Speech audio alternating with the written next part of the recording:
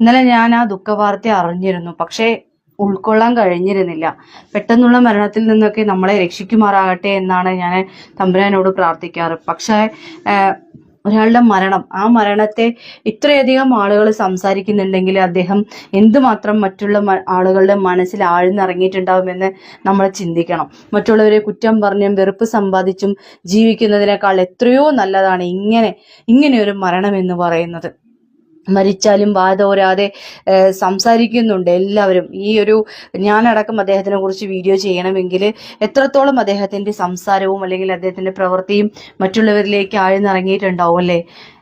ഞാൻ പറഞ്ഞു വരുന്നത് മസൂദ് സഖാഫി ഗൂഡല്ലൂർ ഉസ്താദിനെ കുറിച്ചിട്ടാണ്. അദ്ദേഹത്തിന്റെ വിയോഗം ശരിക്കും പറഞ്ഞാൽ താങ്ങാനാവുന്നില്ല. പക്ഷേ ദൈവത്തിന്റെ വിളിക്ക് ഉത്തരം നൽകാതെ നമ്മളൊക്കെ എവിടെ പോകാനാണല്ലേ. എപ്പോഴാണോ ദൈവം തമ്പുരാൻ വിളിക്കുന്നത് ആ ഒരു സമയത്ത് നമുക്ക് പോയി തന്നെ ആവണം. പക്ഷേ പോകുന്നതിന് മുൻപ് നമ്മൾ ചെയ്തു തീർക്കേണ്ട കുറച്ച് കാര്യങ്ങളുണ്ട്. ആ കാര്യങ്ങളൊക്കെ ചെയ്തു തീർത്തിട്ട് തന്നെയാണ് ഉസ്താദ് പോയിരിക്കുന്നത്. നമ്മൾ ചെയ്യേണ്ട ഓരോ സൽക്കർമ്മങ്ങള്, അതുപോലെ തന്നെ നമ്മൾ ദാനശീലങ്ങള്, അതുപോലെ നമ്മൾ മറ്റുള്ളവരെ ബഹുമാനിക്കേണ്ട രീതിയിൽ ബഹുമാനിക്കുക, മറ്റുള്ളവർക്ക് പറഞ്ഞു കൊടുക്കേണ്ട പാഠങ്ങൾ നമ്മൾ പറഞ്ഞു കൊടുക്കുക. ഇതൊക്കെ ചെയ്തിട്ടാണ് അദ്ദേഹം പോയിരിക്കുന്നത്. അദ്ദേഹം ഒരു പ്രഭാഷണം കഴിഞ്ഞ് അദ്ദേഹം ഒരു വീട്ടിലെത്തി.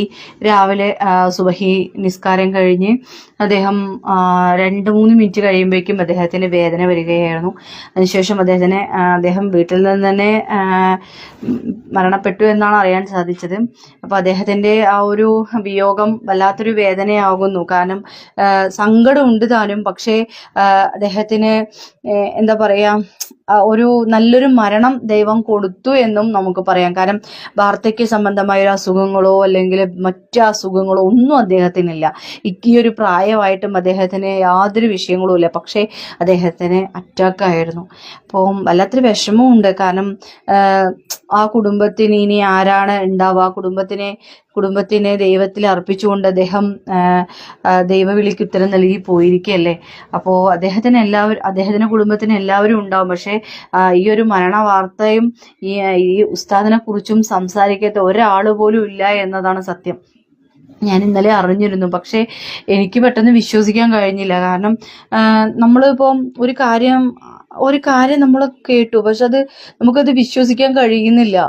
വഫാത്തായി എന്ന് ഞാൻ അറിഞ്ഞു, പക്ഷെ എനിക്ക് ഉൾക്കൊള്ളാൻ കഴിഞ്ഞിട്ടുണ്ടായിരുന്നില്ല. പിന്നെ ഞാൻ ഇങ്ങനെ നോക്കിയപ്പോഴാണ് ഉസ്താദ് ഇങ്ങനെ മരണപ്പെട്ടു, ഉസ്താദിന്റെ മരണ വാർത്ത ഇതാണ്, അങ്ങനെ ഇങ്ങനെയൊക്കെ അദ്ദേഹത്തിന് അപസ്മാരം കൊണ്ടാണ് അദ്ദേഹം മരിച്ച്, അങ്ങനെ ഇങ്ങനെയൊക്കെ കുറെ ആളുകൾ പറയുന്നുണ്ടായിരുന്നു. പക്ഷെ യഥാർത്ഥ മരണകാരണം അറ്റാക്കാണെന്നാണ് അറിയാൻ കഴിഞ്ഞത്. എന്തായാലും അദ്ദേഹത്തിന് നിത്യശാന്തി ലഭിക്കട്ടെ എന്നാണ് ഈ ഒരു അവസരത്തിൽ പറയുന്നത്. ഇന്നാ ലില്ലാഹി വ ഇന്നാ ഇലൈഹി റാജിഊൻ. അദ്ദേഹത്തിന് വേണ്ടി നിങ്ങൾ എല്ലാവരും ദുആ ചെയ്യുക, നിങ്ങളുടെ ദുആയിൽ ഉൾപ്പെടുത്തുക. 1000 ദുആയിൽ ഒരു ദുആയെങ്കിലും ദൈവം കേൾക്കുമെന്നല്ലേ പറയുന്നത്.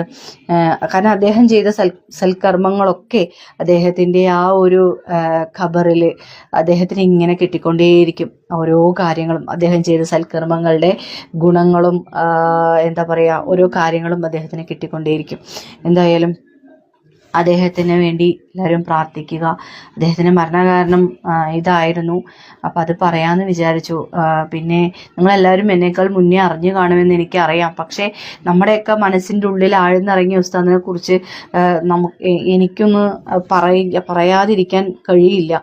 കാരണം അദ്ദേഹം മരിച്ചുപോയി, അല്ലെങ്കിൽ അദ്ദേഹം വഫാത്തായി എന്നാണ് പറയാ കേട്ടോ. മരിച്ചു എന്ന് പറയില്ല, വഫാത്തായി എന്ന് പറയാ. അപ്പം അദ്ദേഹം വഫാത്തായിട്ട് അദ്ദേഹം ഇപ്പോഴും ഒരുപാട് ആളുകളുടെ മനസ്സിൻ്റെ ഉള്ളിൽ ആഴ്ന്നിറങ്ങി ജീവിച്ചുകൊണ്ടിരിക്കുന്നുണ്ട്. ഇങ്ങനെയൊക്കെ ആവണമെങ്കിൽ പുണ്യം ചെയ്യണം. അല്ലാതെ മറ്റുള്ളവരെ കുറ്റപ്പെടുത്തിയും അങ്ങോട്ടും ഇങ്ങോട്ടും ചെളിവാരി തേച്ചും ചെളി പറഞ്ഞും ജീവിക്കുന്നതല്ല ഒരു ജീവിതം. ഇങ്ങനെയൊക്കെ ജീവിക്കാൻ ഒരു ഭാഗ്യം കിട്ടണം. ഇന്നത്തെ വീഡിയോ ഞാനിവിടെ വൈൻഡപ്പ് ചെയ്യുന്നു. നന്ദി, നമസ്കാരം.